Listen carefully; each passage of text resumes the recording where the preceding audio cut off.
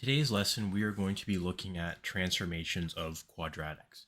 Now, if you didn't look at the previous lesson, please make sure you do, because all of those transformations, what the different variables represent in terms of transformations and what how they change a function, that is going to apply to this lesson and the future lessons as well. So we're not going to go over or review a lot of each of those basic concepts. So you do have to know what the A, K, D, and C values represent when we're transforming functions. But with quadratic functions, we'll do a little bit of review, I guess, first, so we'll have kind of a general idea, hopefully. This is just going to be kind of more looking at the image points and just actually changing or transforming our function. So we have our general or parent function in the first column, right? We just have our x and f at x, or our x and y points. And in our second function, we have our x and f at x plus 4. So this is basically saying we have an x, and then our y value is plus 4. So we're changing our graph by vertical shifting it up 4 units, or vertically translating it up 4. So let's take our parent points and apply this transformation and then plot them. First one's already done for us. So A is -3, 1. So this point here, the transformed or the image point is going to be -3 and then 5. So basically adding 4 to that y value, which is going to put it just above our graph. Our next point, again, just taking that rate from our image, is -2, -2. So B is -2, -2. And then that means that the image point, or the transformed B point, will be -2 and 2, +2. So adding 4 to the y value. Means we have a value there, or a point there. This is our A1, or our B transformed. Our point C, we have 1 and -1. So our transformed C is going to be 1. Nothing changes the x, but then y we add 4, so 3. We'll put a point there. And then lastly, for D, it's 3, -1. So our transformed D point is going to be 3, 3. Plot a point there, and I can connect these points to have my g at x function, right? Our transformed function. So again, the first column represented our basic function, or our base function. And our second one was our transformed function. We call these image points. Right? So just the points that represent our transformed function. Now, because we're in this lesson, we're dealing with quadratics only, so quadratic functions only, it will be helpful to know the base function and what our base or parent quadratic function looks like. Just as a reminder, f at x equals x squared is the base function. And this is all right from our first lesson. So if you don't remember this, again, like I said, please make sure you go back and look that over. Our key points, we'll do -3, -2, -1, 0, 1, 2, and 3. This is again coming right from the lesson, or the previous lesson. The y values will be basically the x values squared. So 9, 4, 1, 0, 1, 4, 9. Or we should see that repetition when we're dealing with quadratics, because that will give us this parabola shape. Our parabolas in quadratics are symmetrical. There is that axis of symmetry, so it is symmetrical on both sides. Even though this one's a little off in my sketching. So there is our parabola, our base function.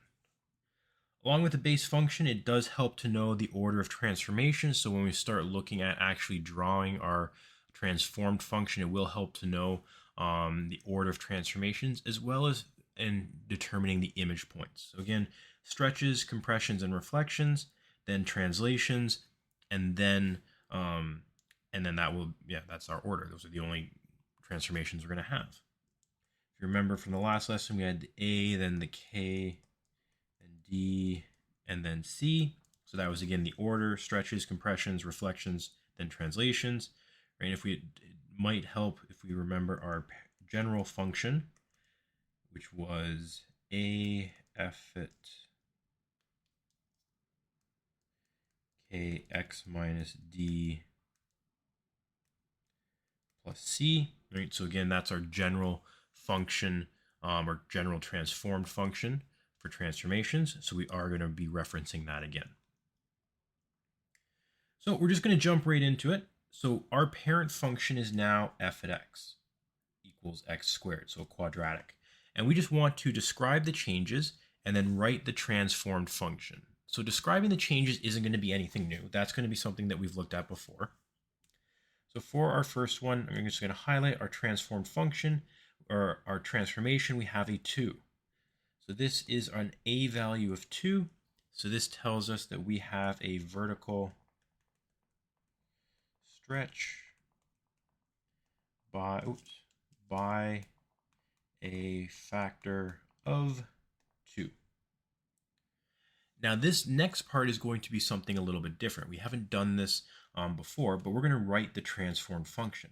So we have to now incorporate this parent function into our transformed function. So g at x is going to equal, now it's no longer 2f at x, it's going to be 2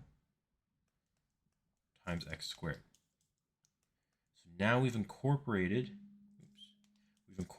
our parent function into this transformed function. And so now this is our transformed function.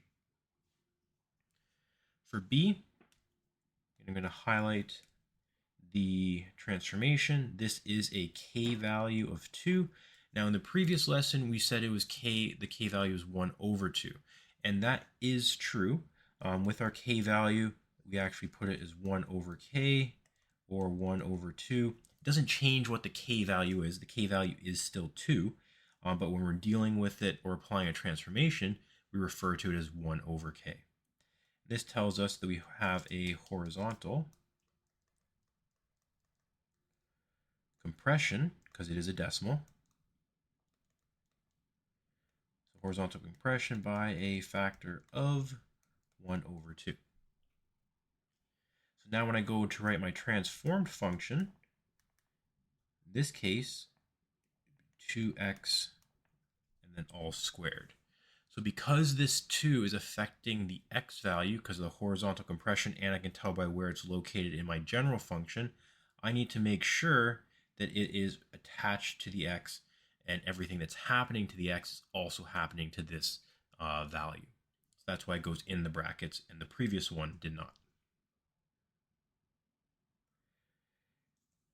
Next, g at x is equal to f at x plus 4. So the plus 4 is our transformation. This is our c value, so we take it for its face value as is, plus 4. This tells us that we shift up 4 units. And then our transformed function, g at x, is going to equal x squared plus 4. Because it's affecting the vertical and not the horizontal, it's going to be outside of that x value. It's not going to be included in brackets with it. For g at x equals f at x plus 3. So this one, the plus 3 is inside the bracket. So that means it is the d value. We take the opposite of what we see. So in this case, it would be actually a minus 3. So we shift left 3 units.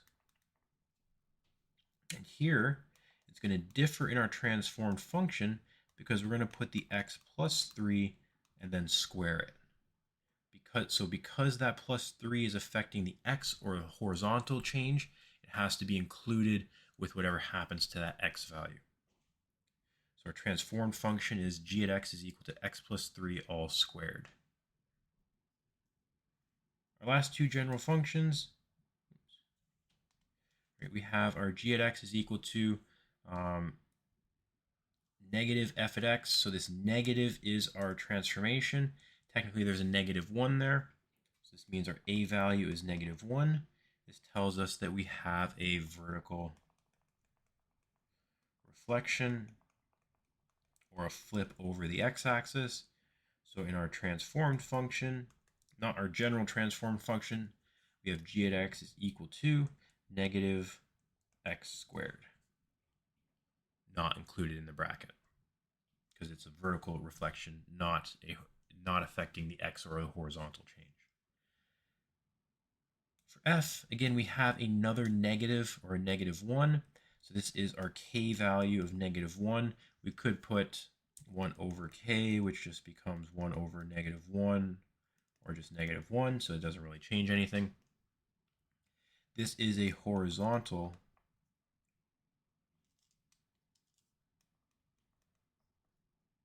reflection. So this is flipping over the y-axis. So it's reflecting horizontally. Oops, I forgot to put a box around this one. Sorry for jumping around. But our transformed function for f, so g at x is going to equal, and because the transformation, it's a horizontal transformation, that negative has to be with the x, so negative x, and then we square it. Because the x is squared, so it's a negative x squared in our transformation. So these are all the individual transformations that you might see, and then we're looking only at them one at a time. Now, we can apply multiple transformations to these functions. We're not going to have just one transformation because otherwise it'd be pretty easy, be cookie cutter, and we would only have so many changes. So looking at the next example, we could have multiple transformations. So for example, we see it here, right? We see g at x is equal to -2 f at -3 times x plus 3 minus 1. So we have 4 different transformations here.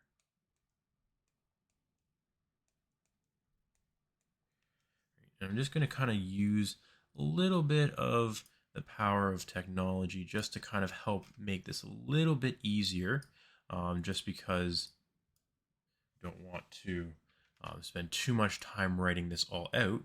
But I'm going to bring in what our answer should be, looking at each transformation. So for each transformation, this is what we should have. We have a value of -2, a k value of -3, a d value of -3, opposite of what you see, and a c value of -1. So that means we have a vertical reflection, a vertical stretch by a factor of 2, a horizontal reflection, and a horizontal compression by a factor of 1 over k or 1 over 3. Keep in mind for these two, we don't apply the negative as part of the factor that we're stretching or compressing. The negative only dictates the reflection. It doesn't have anything to do with the compression, so we don't put a negative when we say by a factor of blank. Actually, you can probably put that here. Oops. By a factor of 1 over 3. Then D, we shift left, negative, opposite of what we see in our function. And then C is down 1 unit. Take that for the face value. So we have all of our transformations here. Now we want to write our transformed equations. We want to represent the actual equation for this parent function, which is f at x or equals x squared. So g at x is going to equal, and again, this is where it can be a little bit tricky, but we're just basically going to replace the f at x in our general transformation to make it a little bit more specific. So -2, and then we have -3 times x plus 3, and that is all squared, minus 1. So we're kind of applying the vertical translation, or the vertical transformations are not going to be included with the x, so they're all outside. So in this case, they're all outside the squared. And then the other horizontal transformations are all affecting the x, so those have to be including or inside that squared. So taking a look at the next one, g at x is equal to 1 over 2 f at -3 times x minus 2 plus 5. So again, let's highlight at least our values that we know are going to be our transformations. And now this is just kind of going back to that general form and thinking about, okay, well, what does each value represent? and what transformations do they apply. I'm going to bring them in. So these are what our transformations are going to be for this function. A is a half, so we have a vertical compression by a factor of 1/2. K is -3, meaning we have a horizontal reflection, as well as a horizontal compression by a factor of 1/3, or 1/k. D is positive, right opposite of what we see, so this is a shift right 2 units. And C is 5, so shift up 5 units. Now the only other thing to do is write out our transformed function specific to our parent function. So in this case, we have 1/2, and then the -3 and the -2 are both affecting the x, so I'm going to put those in brackets, x minus 2, and then we're going to square everything, and then we're going to add 5 at the end. So this is our transformed function based off of these transformations, based on the fact that our parent or base equation or base function is f at x equals x squared. So this is the transformed function based off of our general form. So now that we've looked at recognizing the transformations, the next step is now let's just graph. We'll go through the same steps, and then we'll graph our parent function and our transformed function, just so we can visually see now the changes. So for each of the following functions, we're going to again go through. The only addition now is we're going to make a table for each, and we're going to graph each. So this is going to help us with understanding a little bit more about the transformations, what they're actually doing to our function. And we will need a little bit of the mapping notation or image points that we've dealt with before. So in general, we have g at x is equal to -f at 2x. So here, again, I'm just going to highlight what my two transformations are going to be, or the values that are going to represent those transformations. So we have -1 and 2. So A is a -1. This tells me that we have a vertical reflection, and we have a k value of 2. So this tells me we have a horizontal compression by a factor of 1/2, because the k value represents 1/2. Now the other thing that I'm going to include here is what we're doing to our values. So when we have a vertical reflection, this is basically saying we multiply y values by -1. Horizontal compression, we could say multiply the x values by 1/2, or you could say divide x values by 2. It's the same thing, multiplying by 1/2 or dividing by 2. However you want to represent it is up to you. You want to keep it consistent, because when we have a stretch, we're going to be multiplying. So if it helps, you can say multiply by 1/2. And the reason I'm doing that is because that's going to help us when we come to our table of values. And we did look at those specific transformations, or how they affect the variables or the specific values in our previous lesson. First, we need our base function. So f at x equals x squared. So we're going to have, again, the same kind of key points: -3, -2, -1, 0, 1, 2, 3. So then our transformed function, the y values are 9, 4, 1, 0, 1, 4, 9. I'm going to plot that on my graph. 2, 4, 1, 9. It is going to be symmetrical, so that will make it easy. So here we have f at x, our parent function. Now g at x is going to be our transformed function. So I can write out that equation. It'll be g at x is equal to negative, and then in brackets, it will be 2x squared. So the negative has to apply to outside, so to speak. It's not applying specifically to the x, but the 2 is, so that is going to be inside the brackets and then squared. So now I can apply my transformations, and this is where everything in red is going to be helpful. This is where kind of the mapping notation comes into play. So what is happening to our x values?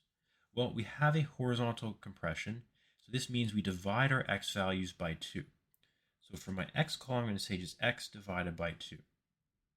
And for our y values, from our transformations, we have multiply the y values by negative 1. So that just basically means negative y.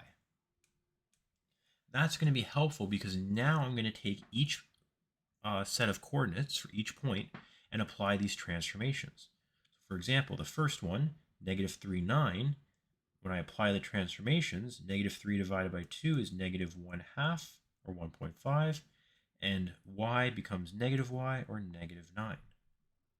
So I'm just applying those transformations to each point. Negative 2 divided by 2 is negative 1. The 4 becomes negative 4. 1 divided by 2 is negative 1 divided by 2 is negative 1 half. Negative 1. 0 divided by 2 is 0. Negative 0 is 0. 1 half, or 1 divided by 2. I get negative 1. 2 divided by 2 is 1, and I get negative 4. 3 divided by 2 is 1.5, 9, negative 9. Now I have my table of values. So now I can plot my transformed function. So negative 1 half for x, and negative 9, negative 1 and 4, negative a half and 1, negative 1, 0 and 0, and I repeat that on the other side. And this is now my transformed function g at x. So I can see how I can see the vertical reflection pretty clearly. The horizontal compression, it does look like a vertical stretch. So there might be, and that just is the nature of the parabola or the quadratic function. But we should see that, imagine we have kind of a trash compactor, so to speak, and it's squeezing in our quadratic from the sides. That's a horizontal compression, so we should see it kind of getting narrower. And that is our transformed function with the set of values or image points, as well as the specific transformations that are happening. Let's take a look at the next one. G at x is equal to f at negative 1 half x minus 1. So here again, I'm just going to highlight the values that we are dealing with. We have a k value of negative 1 half and a d value of positive 1. For the k value, because it's a negative half, that tells us that we have a horizontal reflection.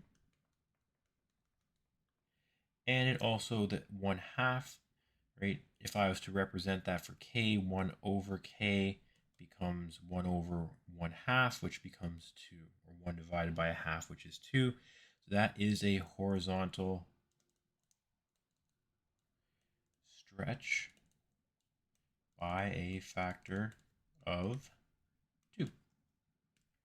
And how does this affect our actual values? Well, they're both affecting the x value, and it's the k, so it's multiply x values by negative 2. Negative for the reflection, the 2 because of the 1 over k, so we're stretching it. For our d value of positive 1, this tells us that we shift left, or not left, sorry, shift right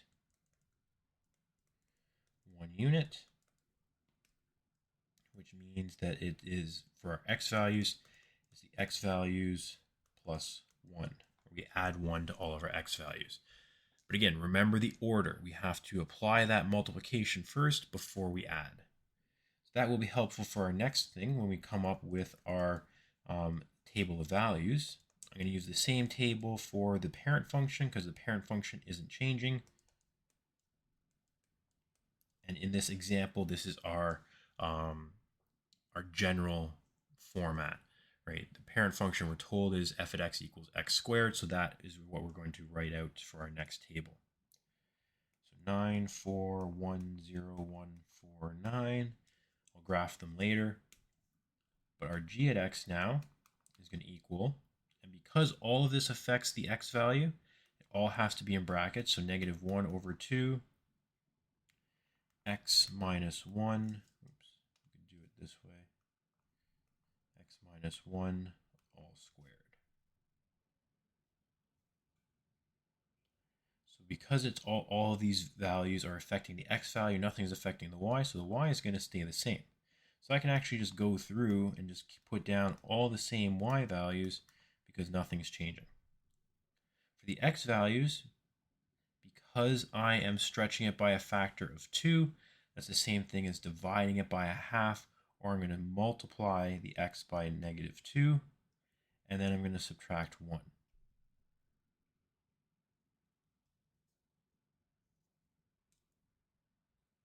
So the x value, actually, oh yeah, no, the y value is the same. So my mistake. Right.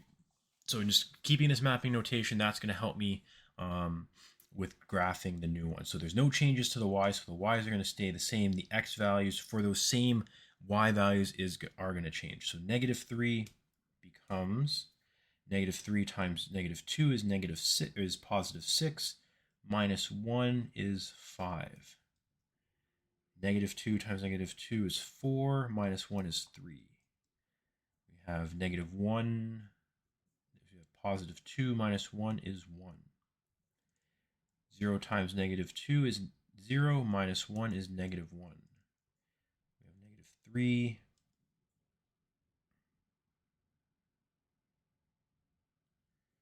Then we have 2.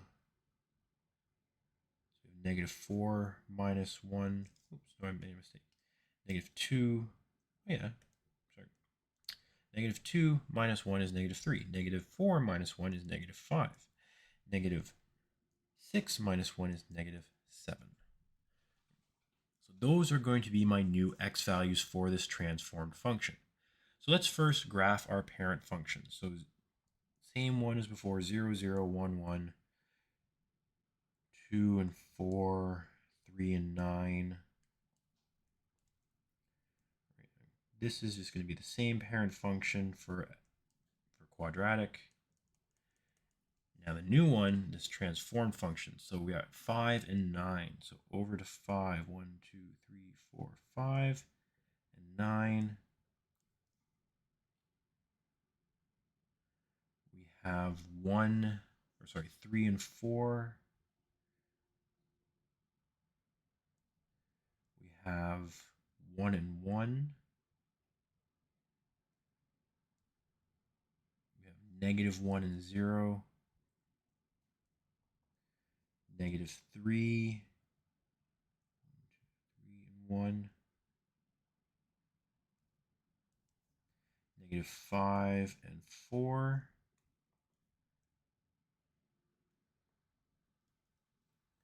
And then negative 7 and 9. If I graph this,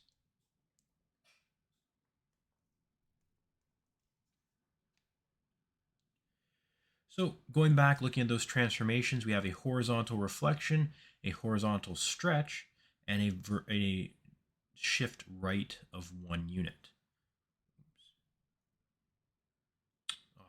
Shoot, I made a mistake again. And if for a little behind the scenes, this is the second time I've made a mistake.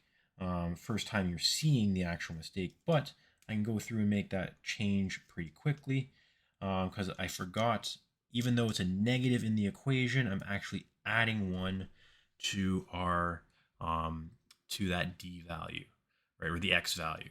So this is where it's helpful, and this is a good kind of learning moment. It's helpful to see the actual transformations and write them out, because if I look at my actual graph and I'm getting something different, then I can look back and say, okay, where did I go wrong? So my mistake was I had my graph shifted to the left, but it should actually be to the right. And I can see that from the transformations that I wrote down. Now, I'm not going to redo the video, so you're kind of stuck with that mistake, but you can kind of learn a helpful hint or a helpful strategy to check your answers. So I'm going to go back for my x value. So negative 3 times negative 2 is 6, plus 1 is 7. So really, I'm just kind of reversing these x values. Negative 2 times negative 2 is 4, plus 1 is 5. We get 2 plus 1 is 3. We get positive 1, negative 1, negative 3, and negative 5. So same thing, same kind of values. The values are just flipped from what they were before. Not that you could have guessed that. That's more of just something that comes up. So I wouldn't always guess that they would be flipped, because you'd have to make that mistake anyways. So let's plot these new points now. So 1, 2, 3, 4, 5, 6, 7 and 9, 5 and 4, over 2, 3 and 1, 1 and 0, negative 1 and 1, negative 3 and 4, and negative 5 and 9. So now, there we go. That looks a lot better. That's my g at x. Because now when I go back and look at those transformations, okay, I see a horizontal reflection. I actually don't. But that's because if you think about flipping this across the x-axis, because this is already symmetrical on either side of that axis of symmetry, you're not going to see that horizontal reflection appear too much. Plus, if you think about if you look at the equation, because we're squaring it, the negative squared is a positive, so we won't see any change. But we do see that shift right, and we do see that horizontal stretch. It does look like it's being pulled apart. Imagine you're grabbing onto your quadratic from the side, and you're pulling it apart. You should see that stretch. And that is our transformations. Last example, so this one is going to be a little bit more challenging because we are going to include more transformations. But again, let's look at the specifics, right? I'm going to highlight. So we have 4. We have an a value of negative 2. So a value of negative 2 tells us we have a vertical reflection, and we have a horizontal or a vertical stretch. I'm going to go back and do how they affect the different variables later. Our k value is negative 3, so this is a horizontal reflection.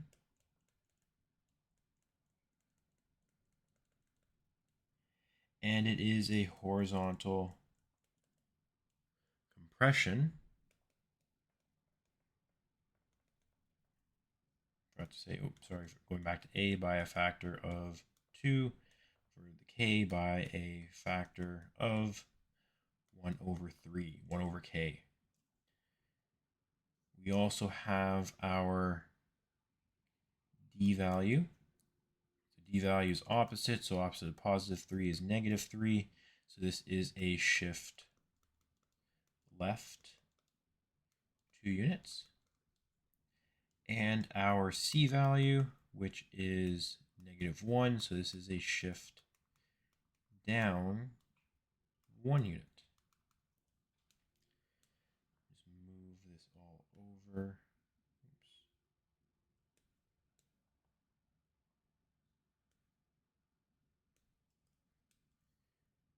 So now that I know the transformations, I'm going to write out what they're going to do to the actual values, because this will help with our mapping or our image points.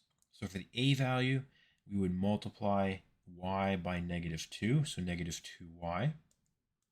For our k value, we're multiplying it we're compressing it by a factor of 1/3, so that's x over 3. But because we're dividing, it's going to be it's reflecting, it's going to be negative x over 3. And then for our d value, we're going to have the x minus 2, because we're taking away 2. Oops, sorry, not 2, 3. Fix that with 3 units. And then for our c value, the y value, we're going to subtract 1. Parent function, f at x, I'm not changing that. That's the same as all the other ones. So negative 3, negative 2, negative 1, 0, 1, 2, 3. And you always use those same parent functions If it comes up as something different, that's fine. Or if we only see if we only see a portion of the graph based on these x values, that's fine as well. We're keeping these because they're simple compared to our transformed functions. Or for our, yeah, they're simple for our parent functions. So we had 9, 4, 2, 1, 0, 1, 4, 9. For our transform function, our g at x, we can write out the transform function because we've done that already in previous examples. So we have -2 and then in brackets -3 bracket x plus 3 double bracket squared minus 1. So basically just replacing this general form with that x squared. Now for our table of values, it's going to be a little bit different, right? We're not just taking those values out because we're applying the specific changes. So for our x, we have -x divided by 3, and then we take away 3 from that as well. For our y value, we have -2y minus 1. So now that I have all of that mapping, I can go through and apply these changes to each point. So for example, so -3 divided by negative times -1, so +3 divided by 3 is 1, -3 is -2. For the x, and I'll do that off to the side just so we kind of see. So -3 divided by 3 minus 3 equals a lot of 3's, equals -2. And then -2 times 9 minus 1, that's -18, -19. So that's really how we're getting these values. So negative becomes a positive, so 2/3 minus 3 is -2.3. The y value becomes -9. So 4 times -2 minus 1 is -9.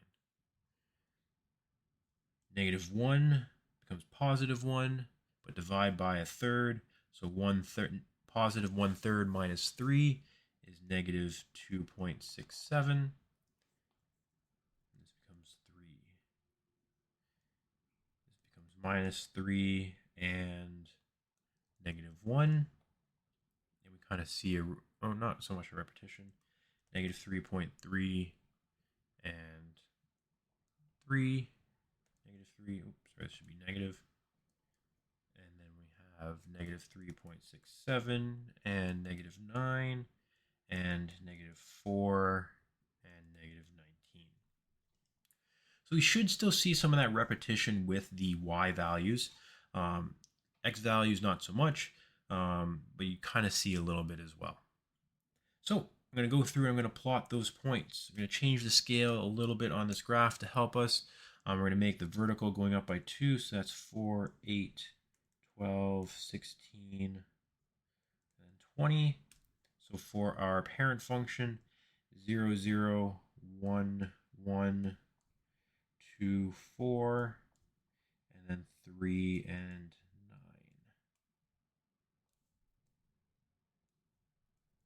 So there's our parent function f at x. Now let's go through and plot the x values, or sorry, the transform function. So we have -2 and -19 for our first point. So if we're going down, so -4, -8, -12, -16, -20 all the way at the bottom. So -2 and -19 be here. -2.3 and -9. So if that's 2, 2.3 and 9 will be about here. Again, I'm just approximating for some of those. -2.67 and -3. 4, somewhere about there. Then -3 and -1.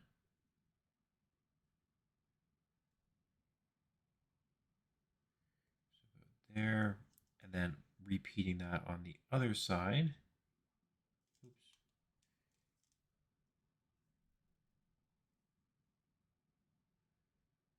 And -4.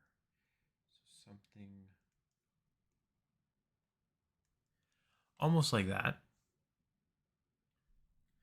So again, let's take a look at our overall transformations and see if we do see that visually. So I do see that reflection, that flip. I do see that stretch. It looks like it's being pulled. The compression, again, that would be squeezing it in. So I do see that it's getting pulled. It does look narrow.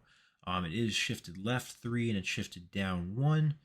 We don't really see that horizontal reflection just because of the nature of a quadratic, but you can assume that we still see it. So again, a little bit longer lesson, but this again looks at all the different types of transformations that we've looked at previously and applies it to our quadratic function. So it's the same types of transformations, just applied specifically to a quadratic function. So make sure you know those transformations and make sure you know the how to actually draw the transformations and come up with the transformed function.